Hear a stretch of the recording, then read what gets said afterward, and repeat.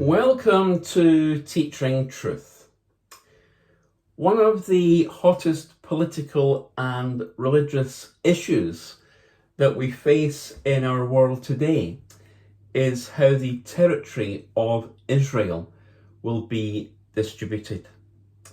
In these, the last days, I believe, we ought to keep our eyes on Israel. They are a spiritual barometer. Today in our reflections, we want to think about the territory that is prophesied. The territory that is prophesied.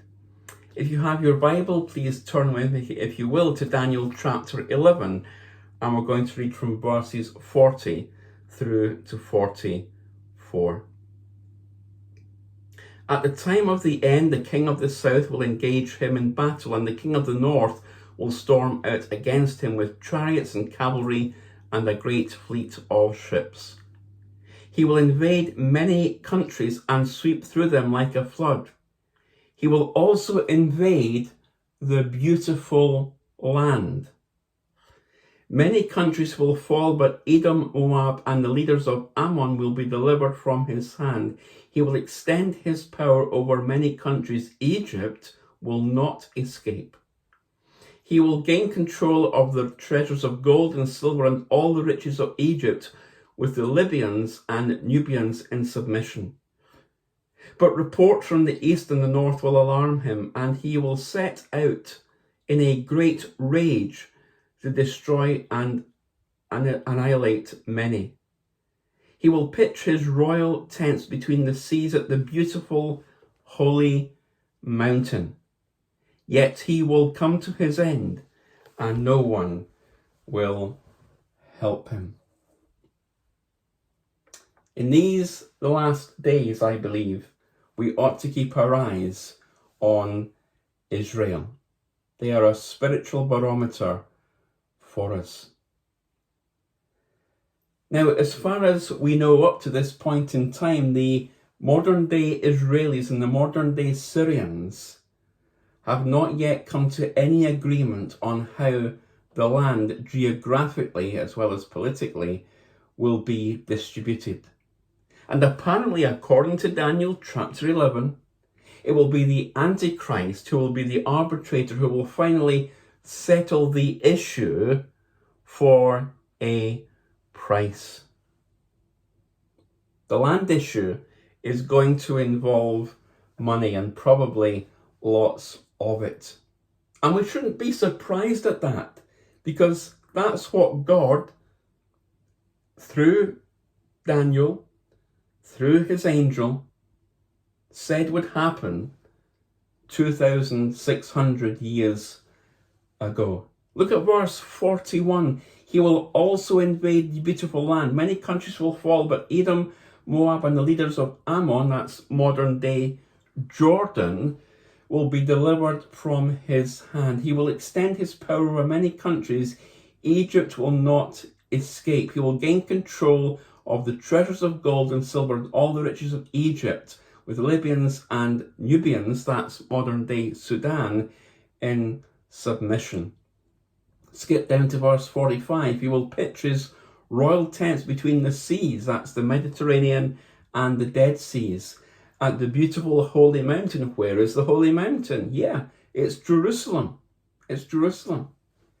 See, what I'm trying to unpack for you here is that his territory, this territory that is prophesied, is and will be the Middle East. And we ought not to be surprised at that, because that's where the greatest political, religious, and economic conflicts are happening today. The angel predicts that the Antichrist will invade Egypt and claim the gold and silver of that country. Now, although Egypt seems to be a country of great poverty as we look on it, apparently the value of their antiquities, gold, silver, and jewels, is rumoured to be worth many times more than all the gold the United States has ever stored at Fort Knox, apparently. And when you consider the value of oil that the Middle East has and the turmoil that that has caused, it's easy to see why this will be the territory that was prophesied and is prophesied will be the territory of the Antichrist's conquest. He will set up his throne on the holy mountain. Where is the holy mountain? Jerusalem. He will set up a residence in Jerusalem. You see, Jerusalem here is the center of the world. Now, maybe like you, I've walked in London. I walked in Paris and even in the financial district of Lower Manhattan in New York, all of which lay claim to be the financial centers of the world and the center of their respective countries. But here's the thing, folks. Jerusalem trumps them all. Jerusalem beats them all, because Jerusalem will always be the city of God. You remember the hymn, glorious things of thee are spoken, Zion, city of our God. That hymn is describing Jerusalem. It's God's special city. There's an importance in this city, in Jerusalem. Why?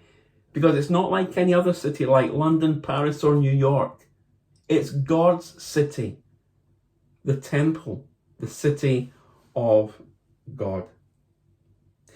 And historically, for centuries, Jerusalem lay in ruins and was little more than an obscure village.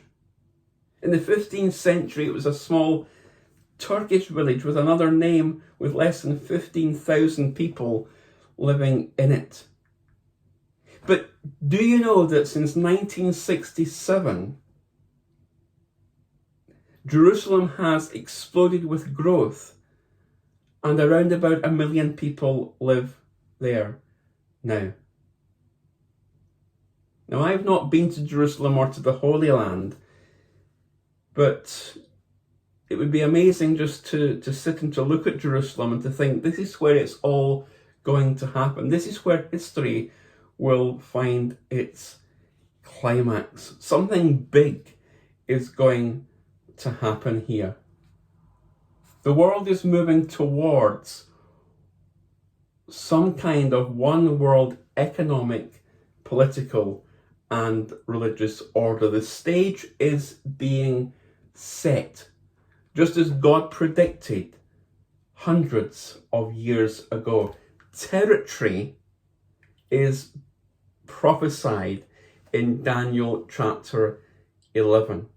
And we can see played out before us perhaps the early stages of some of that coming to fruition. When we look at Israel and Palestine and all these Middle Eastern countries, the stage is being set just as God predicted hundreds of years ago. Friends, keep your eye on Israel, for Israel is a spiritual barometer relative to the end times territory that is prophesied. We ought not to get upset, or we ought not to let our hearts be frightened about these future events, because God is in absolute control. God is in the throne room of the universe, and history will come to an end not by some madman or political leader putting his finger on the red button. History will come to an end when God says so.